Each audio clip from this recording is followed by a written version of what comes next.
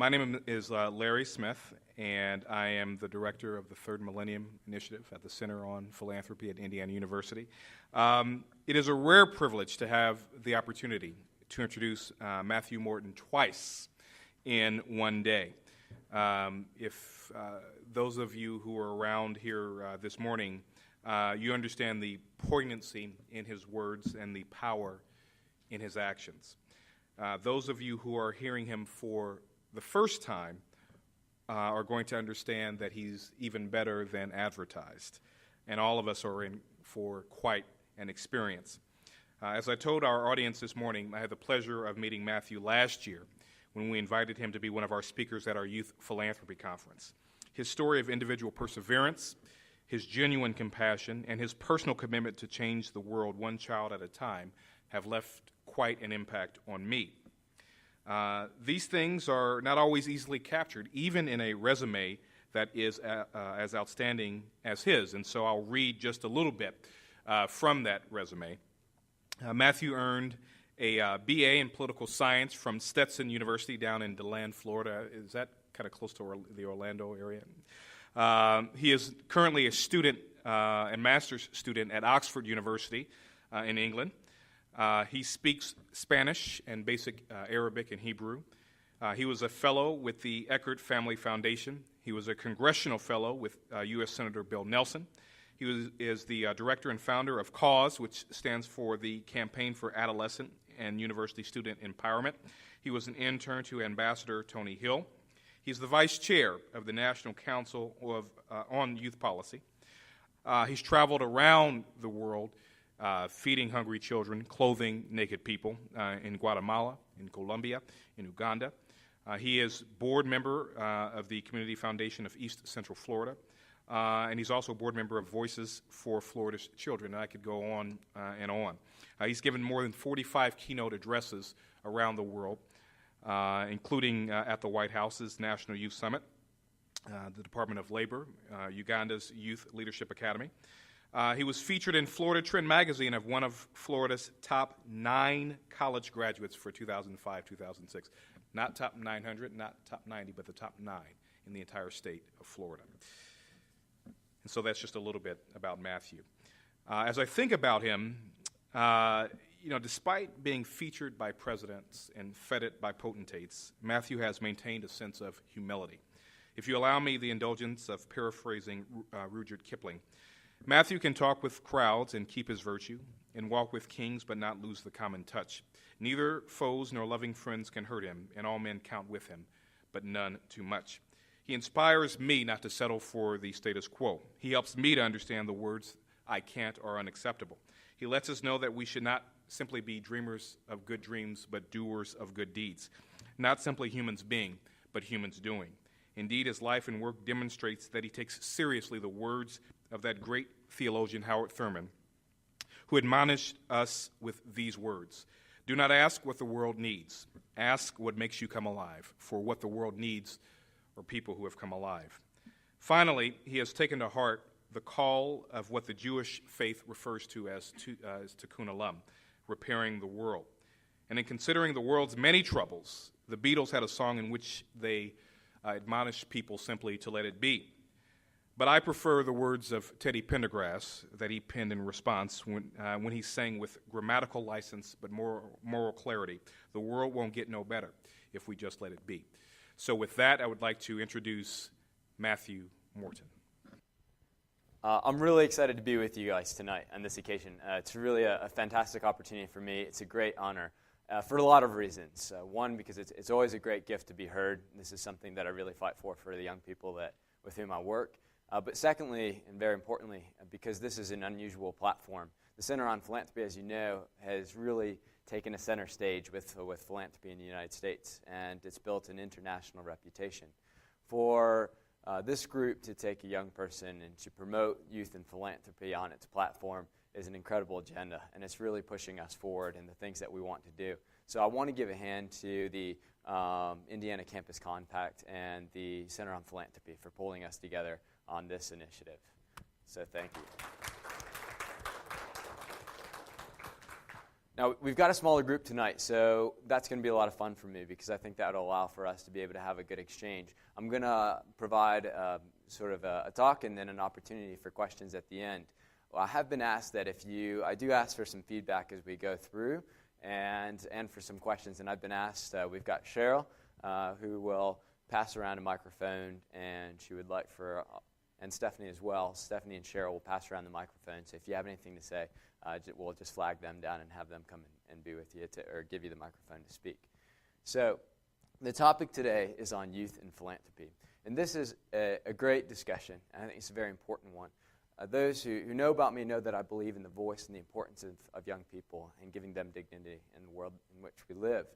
Philanthropy is a really awesome opportunity for us because philanthropy sets the stage. It sets the agenda for many of the things that happen in our communities and in our nation.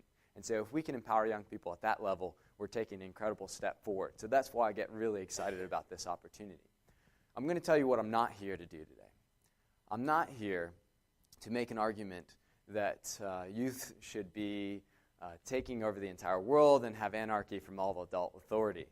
So any of you who are afraid of perhaps having young people taking all the executive directors as their personal assistants or having Puff Daddy or 50 Cent rewrite the national anthem, you don't have to worry. That's not what I'm asking for. Secondly, my argument is not that youth should necessarily have to do every single little job that an organization does, from writing the grant proposals front to back to running the budget and the administrative paperwork. Not only would that bore them out of their mind, we know that they don't have all of those skills right off a lot of times that adults have and they've been trained for many years to do. My argument is that young people should have a significant influence in those processes, and we'll talk about that soon. Thirdly, my argument is not in youth empowerment that adults have no role, that we're trying to butt adults out. In fact, it's just the opposite. For one thing, that would leave a lot of angry adults, and most of them are bigger than me. But secondly, that's really important because young people and adults, we really need those partnerships. And we're going to talk about the important and really indispensable role that adults have to play in the development and the empowerment of young people. But to recognize that they do have experiences, that they do have skills that we want to validate, and we want to utilize them. So when we define what youth empowerment is, we end up in kind of a sticky situation because youth empowerment has been defined in so many different ways. Youth empowerment has been talked about in a lot of definitions, and there have been a lot of terms to describe youth empowerment, including positive youth development, youth participation, youth infusion. I could go on and on and on. The one that I choose is youth empowerment. I feel like the word positive youth development is a good term, and it speaks to the idea of engaging young people by their strengths and not just their deficits, by treating them as problem solvers and not just problems. But positive youth development often does not necessarily entail in its definition that we empower young people, that we have young people involved in processes like decision making. So for me, I tend to push for something a little bit stricter, something that is a little bit more engaging for young people. The example that I like to use is the Lofquist Attitudes of Spectrum. He wrote a book or manual really in the 80s called The Technology of Participation. And he gives us 3 different ideas. And these ideas are objects, recipients, and resources. These are the 3 attitudes with which we can address young people, with which we can approach young people. And roughly, it generally means when you're an object, things are done to you. When you're a recipient, things are done for you. And when you're a resource, things are done with you. So I want for us to think about this for a little bit because this is a really important distinction in how we address young people. Objects, when things are done to you, a lot of times young people will think that the media treats them like objects. Maybe when they're walking into a store, they're treated like an object. In other words, they're dehumanized. When we're talking about recipients, this isn't always a bad thing. And for some of us, we'll have a different experience for one thing than another. Some of us might feel like in school we're a recipient. Others might feel like an object. Others might feel like a resource. But the idea of having things done for you, this is often the role that philanthropy tends to take, the role of providing for young people, doing things for young people, giving services to young people, giving funding to young people.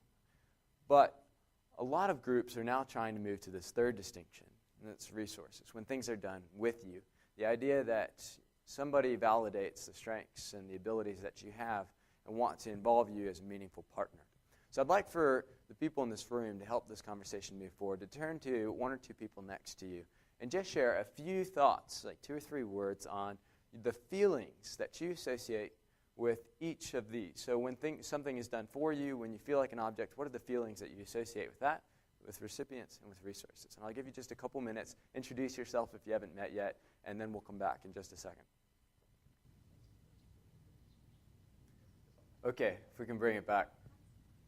Could we have a few people share what some of the thoughts that they had or that their partner had for the group? And again, we have 2 people who have microphones who can bring over to you to share your thoughts. So feelings that you or your partner would have associated with these 3 categories. Any thoughts? I know you got it in. Sure.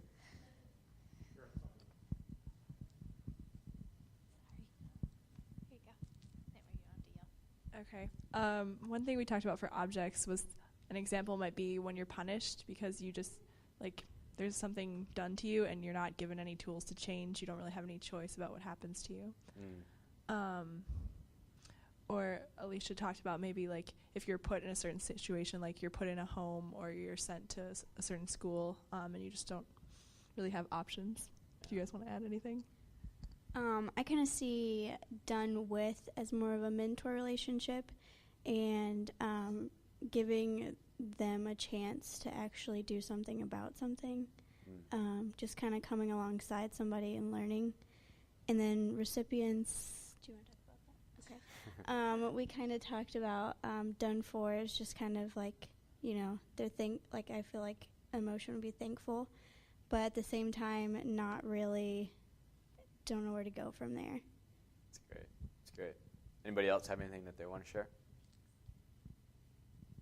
Okay, I would definitely agree with that. We do this. I do this training with young people all around the world, and we do a full training around these 3 ideas as well as a few others, and youth-adult partnership training.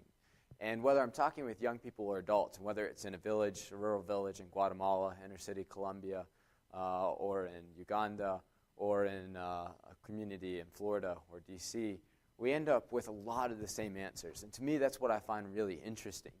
And usually objects are often affiliated with ideas of feeling like they're being, one of the 8th graders today said the word trash. A lot of young people feel like they're insignificant, like they don't matter, that they're not an individual. When they feel like when they're called recipients or when they're treated as recipients, we often get the sentiment that young people feel like they are apathetic or that they can't do things for themselves. Sometimes they feel grateful. I mean, we all have experiences when somebody does something for us, and we don't always mind that. But other times we don't feel challenged. On the other hand, when you're a resource, a lot of times you have that feel that something has been done for you or that something has been done with you, and they feel challenged, they feel empowered, they feel independent. And these are the ideas that often come up. Everybody, come on in. We've just gone over these 3 different terms in Lofquist's attitude spectrum and looking at young people as objects, recipients, or resource, and making the distinction of objects as when something is done to you, when you're a recipient, things are done for you, and when you're a resource, things are done with you, and looking at that distinction in the terms of young people. Now, I'll tell you a little bit about why I got into this and what my bias is in the first place. So, I've been interested in this discussion and youth empowerment since I was about 15 years old. It started when I was very young. I actually had a really wonderful, loving mother, but my mom and my father had divorced when I was a kid. And when I was about 2 years old and I had a little sister, my mom ended up still working 2 or 3 jobs a day to take care of us, and she put a lot of love into us. Unfortunately, when I was 5 years old, my mother was killed in an airplane accident. Shortly after I left from being with my mother, we went into my father's home. My father is a good guy, had a good heart, but battled with pretty severe alcoholism. And he had repartnered with someone who had an even more severe cocaine addiction. And so this created a really turbulent household for us. Our stepmom spent a lot of time in jail. Things were really difficult. I ended up having 2 little sisters, and we took care of each other. And we really helped each other through that situation the best we could. And they were really important to me. And that was the first lesson I learned in service, was to